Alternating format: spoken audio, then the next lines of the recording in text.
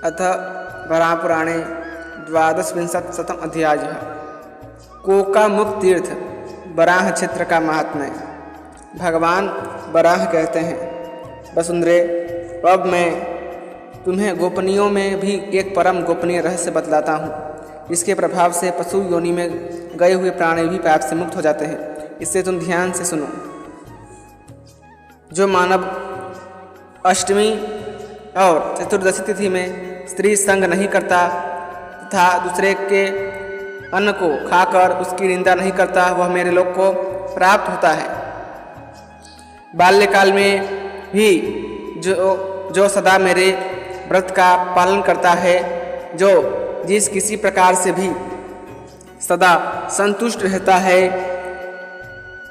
जो किसी प्रकार से भी जिस किसी प्रकार से भी सदा संतुष्ट रहता है तथा जो माता पिता की पूजा करता है, वह मेरे लोक में जाता है। जो परिश्रम से भी प्राप्त सामग्री को बाँट कर खाता पीता है, जो गुणी दाता तथा संयत भोगता है तथा जो सभी कर्तव्य कार्यों में स्वतः लगा रहता है एवं अपने मन को सदा बस में किए रहता है, वह मेरे लोक को प्राप्त होता है। जो कुत्सित कर्म नहीं करता, जो ब्रह्मचार्य व्रत का पालन करता है, समर्थ होकर भी जो संपूर्ण प्राणियों पर क्षमा दया करता है, वह मेरे लोक को प्राप्त होता है। जो निष्प्रिय रहकर दूसरों की संपत्ति के प्रति कभी लोभ नहीं करता, ऐसा पुरुष मेरे लोक में जाता है। बरारोहें, एक गोपनीय विषय जो विद्वताओं के लिए भी दुष्प्राप्य है एवं दुर्गेय है, उसे अब मैं तुम्हें बता रहा हूँ। सुनो। जरायुज, अंडज, उद्भिज और स्वेदज, इन 4 प्रकार के प्राणियों की जो हिंसा नहीं करता, जो पवित्र आत्मा एवं दयाशील है और जो कोकामुख नामक तीर्थ में अपने प्राणों का परित्याग करता है, वह मुझे परम प्रिय है। मेरी कृपा दृष्टि से वह कभी वियुक्त नहीं होता। पृथ्वी बोली, माधव, मैं आपकी शिष्या, दासी और आप में अटल श्रद्धा रखने वाली हूँ। आप में भक्ति रखने के बल पर आपसे पूछती हूँ कि वाराणसी, चक्र तीर्थ, नैमिषारण्य, अट्टहास तीर्थ, भद्रकर्ण हृदय, द्विरंड, मुकुट मंडलेश्वरा, केदार क्षेत्र, देवदारुवन, जालेश्वर, दुर्ग, गोकर्ण, कुब्जाम्रेश्वर, एकलिंग, ऐसे प्रसिद्ध एवं पवित्र तीर्थ स्थानों को छोड़कर आप कोकामुख क्षेत्र की इतनी प्रशंसा क्यों करते हैं? भगवान वराह बोले, भीरू, तुम्हारा कहना ठीक है, बात ऐसी ही है। कोकामुख मुझे अत्यंत ही प्रिय है। अब कोकामुख क्षेत्र जिन कारणों से अधिक प्रसिद्ध है, वह मैं तुम्हें बताता हूँ। तुमसे जिन क्षेत्रों का वर्णन किया है, वे सभी भगवान रुद्र से संबंध रखने वाले हैं। पाशुपत तीर्थ है, जिन्हें पाशुपत क्षेत्र कहते हैं, किंतु यह कोकामुख क्षेत्र मुझ श्री हरि का है। बरानने, इसी विषय में मैं तुम्हें एक परम प्रसिद्ध उपाख्यान बताता हूँ। इसमें कोकामुख क्षेत्र की प्रसिद्धि का हेतु सन्निहित है। एक बार इस कोकामुख क्षेत्र में मांस के लोभ में एक व्याध घूम रहा था। वहीं एक अल्प जल वाले सरोवर में एक मत्स्य भी रहता था। उसको देखकर व्याध ने तुरंत ही बंसी कटिया से उसे बाहर खींच लिया, तथापि वह बलवान मत्स्य उसके हाथ में तुरंत निकल गया। इतने में एक बाज की दृष्टि जो आकाश में चक्कर लगा रहा था, उस मत्स्य पर पड़ी और वह उसको पकड़ने के लिए नीचे उतरा और फिर उसे पकड़कर तेजी से उड़ चला। परंतु वह भी उसके बोझ को न संभाल सका और उस मछली के साथ ही इसी कोकामुख क्षेत्र में गिर पड़ा। किंतु आश्चर्य, वह गिरते ही इस तीर्थ के प्रभाव से रूप, गुण एवं वय से युक्त एक कुलीन राजपुत्र के रूप में परिणत हो गया। कुछ समय बाद उसी व्याध की स्त्री भी मांस लिए हुए वहां जा पहुंची।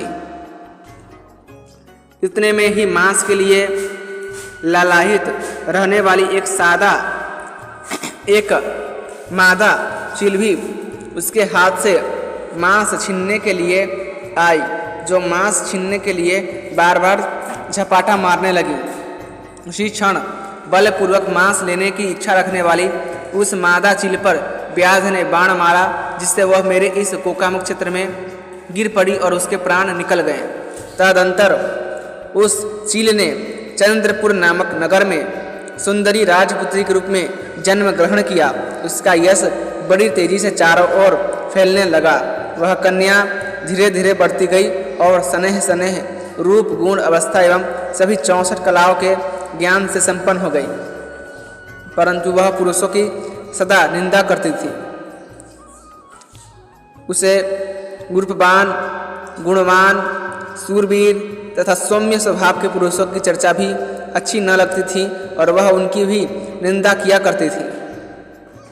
युवती होने पर उसका आनंदपुर नगर के एक शक जाति के पुरुष के साथ विवाह हुआ। विवाह के बाद दोनों पति पत्नी गृहस्थ धर्म का पालन करते हुए साथ रहने लगे।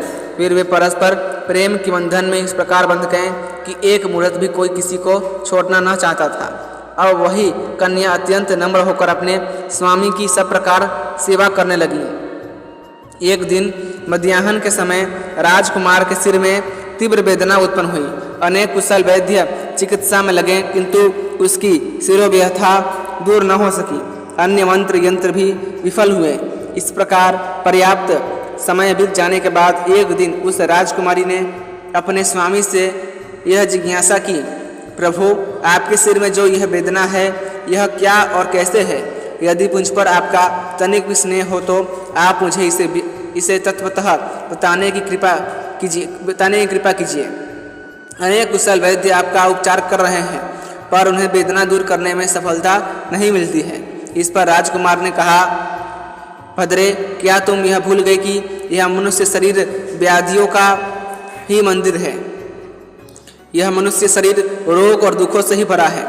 संसार रूपी सागर में पड़े हुए मुझसे तुम्हें बार बार ऐसा प्रश्न करना उचित नहीं है। राजकुमार के ऐसा कहने पर उस राजकन्या के मन में उत्सुकता अब और बढ़ गई। कुछ दिन बाद पुनः उस राजपुत्री ने अत्यंत आग्रहपूर्वक उस प्रश्न को राजकुमार से पूछा। इस पर शक नरेश ने अपनी भार्या से कहा, भद्रे, तुम इस मानुषी भाव का त्याग करो और अपने पूर्व जन्म की बातें स्मरण करो, अथवा यदि तुम्हें पूर्व जन्म की बातें जाननी हो तो कल्याणी, तुम चलकर मेरे माता पिता को प्रसन्न करो। तुम उनकी पूजा करो, क्योंकि उन्होंने मुझे अपने उदर में धारण किया था। उनका सम्मान करके और उनकी आज्ञा लेने के पश्चात मैं कोकामुख क्षेत्र में चलकर तुम्हें निसंदेह प्रसंग सुनाऊंगा। अनिंदिते अपने पूर्व जन्मों का ज्ञान देवताओं के लिए भी दुर्लभ है। सारा वृत्तांत मैं तुम्हें वहीं बताऊंगा। तदंतर वह राजकुमारी अपने सास और ससुर के सामने गई और उनके चरणों को पकड़कर बोली, मुझे आप दोनों से कुछ निवेदन करना है। मैं इस विषय में आप लोगों से अनुमति प्राप्त करना चाहती हूँ। फिर उसने कहा कि हम दोनों स्त्री पुरुष आपकी आज्ञा से पवित्र कोकामुख नामक क्षेत्र में जाना चाहते हैं। आप लोग ही हमारे गुरु हैं। इस कार्य की गरिमा को देखकर आप हम लोगों को रोके नहीं। आज तक मैंने कभी कुछ भी आप लोगों से नहीं मांगा है। यह प्रथम अवसर है कि हम आपके सामने याचना करने आए हैं, अतः आप लोग मेरी इस याचना को पूर्ण करने की कृपा करें। समस्या यह है कि आपके ये कुमार निरंतर सिर की वेदना से पीड़ित रहते हैं और दोपहर के समय में तो ये मृतक के तुल्य हो जाते हैं। कोई भी उपचार सफल नहीं हो रहा है।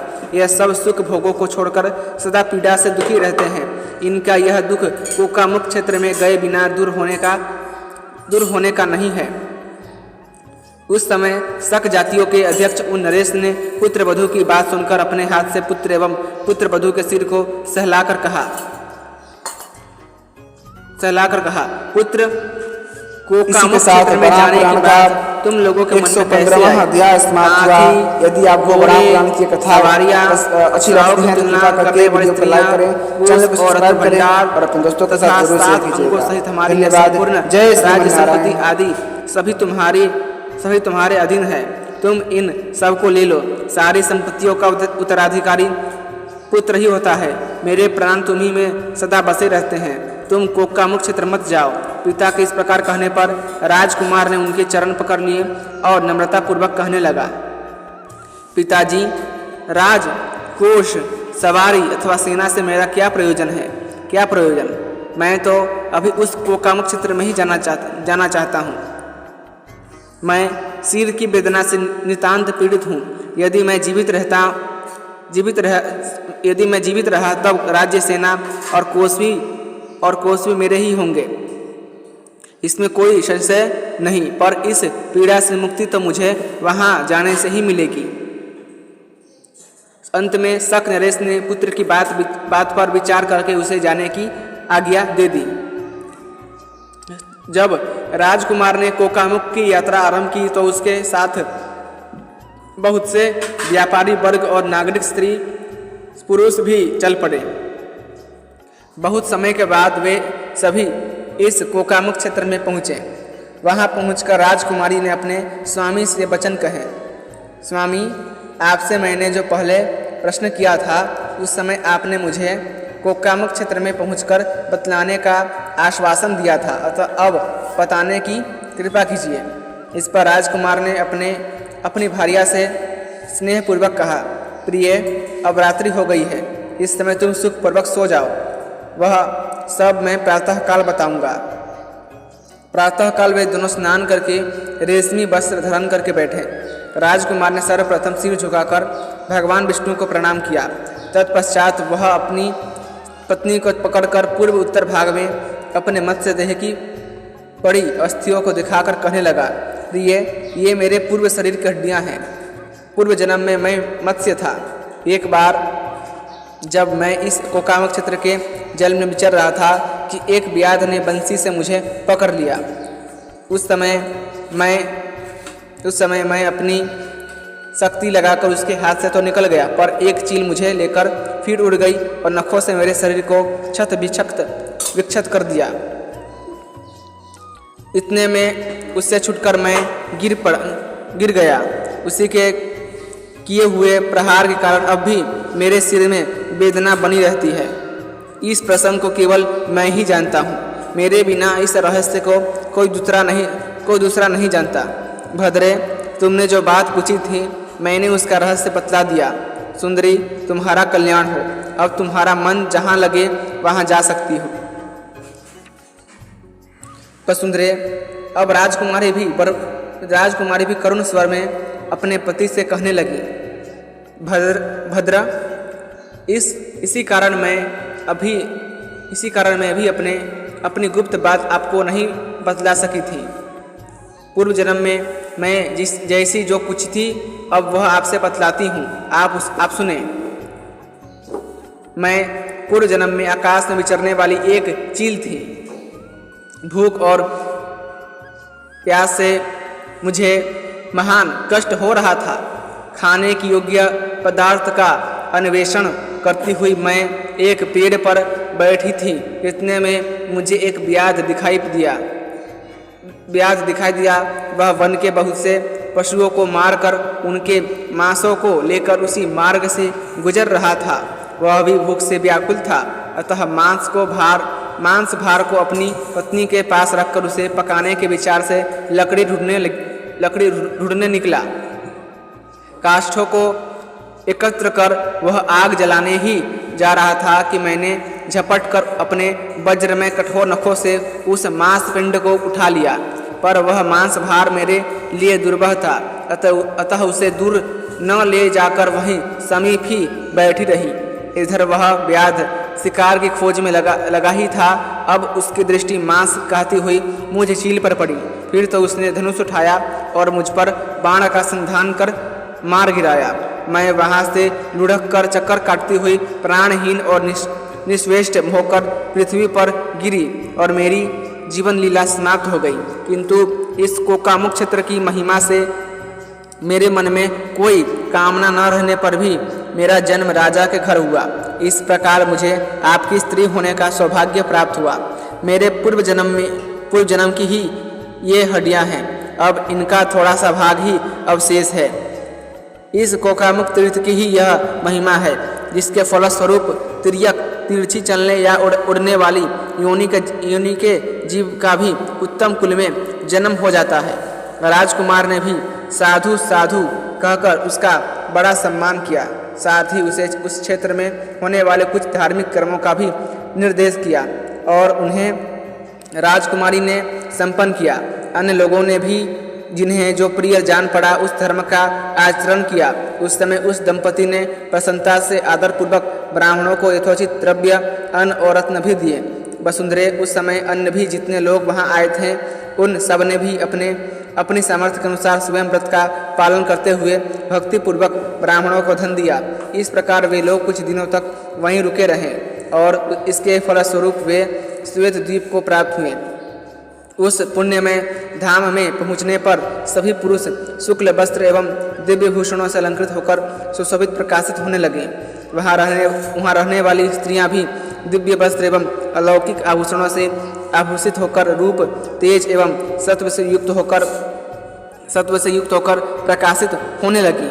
देवी, यह मैंने तुमसे कोकामुख क्षेत्र की महिमा बतलाई, जहाँ मत्स्य और चील आदि कामना मुक्त जीवों ने भी उत्तम गति प्राप्त की थी, जिसे चंद्रायन व्रत करने, जल में शयन करने तथा भगवत कर्मों का आचरण करने वाले भी बड़ी कठिनता से प्राप्त कर पाते हैं। फिर वहाँ राजकुमार और राजकुमारी, इन दोनों व्यक्तियों ने बहुत से उत्तम धान्य और रत्न दान किए।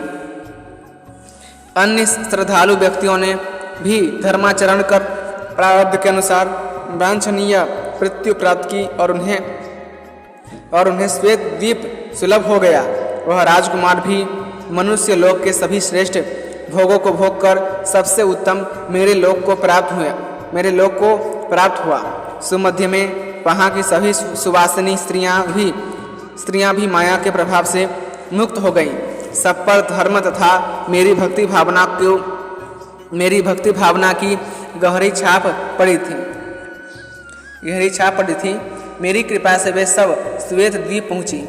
यह प्रसंग धर्म, कीर्ति, शक्ति और महान यश का उन्नायक है। यह सभी तपस्याओं में महान तप, आख्यानों में उत्तम आख्यान, कृतियों में सर्वोत्तम कृति तथा धर्मों में सर्वोत्कृष्ट धर्म है, जिसका वर्णन मैंने तुमसे किया। भद्रे, जो क्रोधी, मूर्ख, कृपण, अभक्त, अश्रद्धालु तथा शठ व्यक्ति है, उन्हें यह प्रसंग नहीं सुनाना चाहिए। जो दीक्षित तथा सदसद्विचारशील है, यह प्रसंग उन्हें ही सुनाना चाहिए। जो शास्त्र पारगामी पुरुष मृत्यु काल उपस्थित होने पर मन को सावधान करके इस प्रसंग को मन में धारण करता है, वह जन्म मरण के बंधन से छूट जाता है। जो इस विधि के अनुसार कोकामुख क्षेत्र में जाकर संयम पूर्वक जीवन व्यतीत करता है, वह भी उस परम सिद्धि को पाता है, जिसे पूर्व काल में चील और मत्स्य ने प्राप्त किया था। अतः वराह पुराणे 12विंशतिशतम अध्याय संपूर्णम। इसी के साथ वराह पुराण का 122वां अध्याय समाप्त हुआ। यदि आपको भगवान वराह की ये वराह पुराण की कथाएं पसंद आती हैं तो कृपा करके वीडियो को लाइक करें, चैनल को सब्सक्राइब करें और अपने दोस्तों के साथ अवश्य शेयर कीजिएगा। धन्यवाद। जय श्रीमन नारायण।